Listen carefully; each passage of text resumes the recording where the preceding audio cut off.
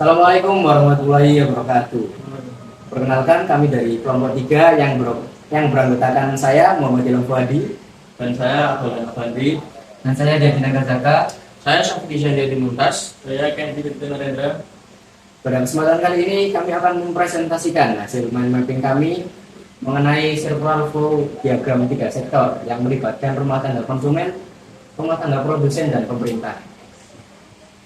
Jadi di sini pernahkah kalian semua bertanya-tanya, kemanakah uang yang kita belanjakan berasal, kemanakah pajak yang kita bayar, dan bagaimanakah semua itu berputar dalam sistem ekonomi negara? Untuk menjawab semua pertanyaan itu, kita harus mengenal lebih dalam mengenai diagram sirkular 3 sektor.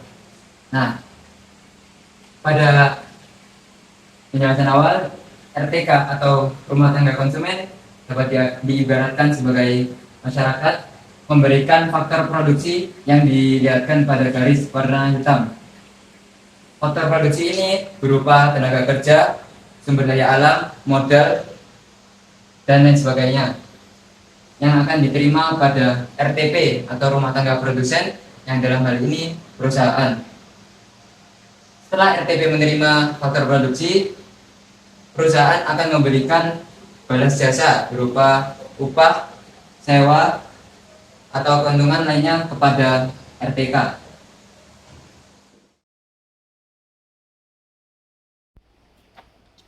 Baik, terima kasih. Mulai besok bisa mulai kerja di perusahaan ini ya. Siapa?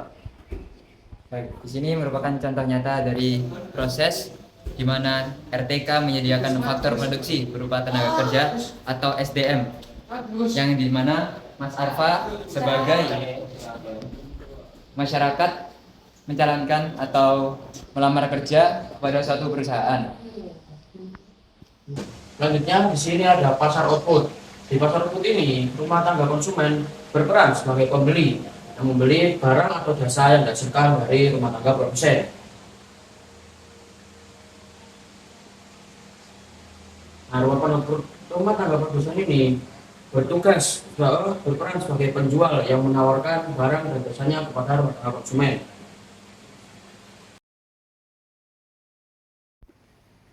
Pak, saya mau beli telur seperempat kilo, Pak. Oh ya, tunggu ya. Oke. Oke, jadi total harganya 50.000 ya, Pak? Oke, siap. Iya, Pak. Ya. Ini adalah contoh dari pasar output, di mana Arfa sebagai pembeli adalah rumah tangga konsumen yang memberikan uang untuk mendapatkan barang dari rumah tangga produsen, yaitu bintang. Di sini Arfa bisa mendapatkan uang dari pasar input yang tadi sudah dijelaskan. Pemerintah ikut andil dalam pasar input dan pasar output. Pada pasar input, pemerintah membeli faktor produksi berupa tenaga kerja, sumber daya, atau lain sebagainya dengan timbal balik uang, sewa, keuntungan, atau upah. Faktor produksi tersebut diolah oleh pemerintah menjadi barang atau jasa, lalu dijual kepada rumah tangga konsumen dan rumah tangga produsen. Pemerintah juga ikut dalam membeli barang atau jasa rumah tangga produsen. Selanjutnya, pemerintah juga memiliki dua fungsi lain yang berhubungan dengan RTP dan RTK. Jadi, yang pertama yaitu subsidi. Subsidi merupakan dana bantuan yang diberikan pemerintah kepada dua-duanya rumah tangga produsen serta rumah tangga konsumen. Kemudian ada pajak. Pajak ini merupakan dana yang diberikan kepada pemerintah dan harus diberikan dari RTP dan RTK. Pajak ini kemudian digunakan oleh pemerintah untuk menyediakan layanan umum, membangun fasilitas umum, serta memberikan subsidi.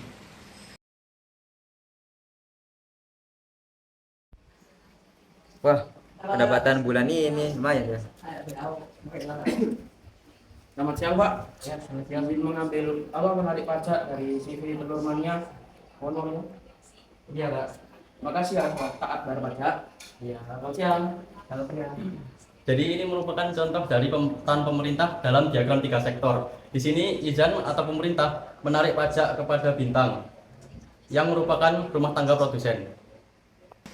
Baik, dari seluruh penjelasan sebelumnya, kesimpulan yang bisa kami dapatkan dari circular flow diagram tiga sektor ini adalah circular flow tiga sektor ini menggambarkan aliran ekonomi dari tiga sektor utama, yaitu rumah tangga konsumen, pemerintah, dan rumah tangga produsen.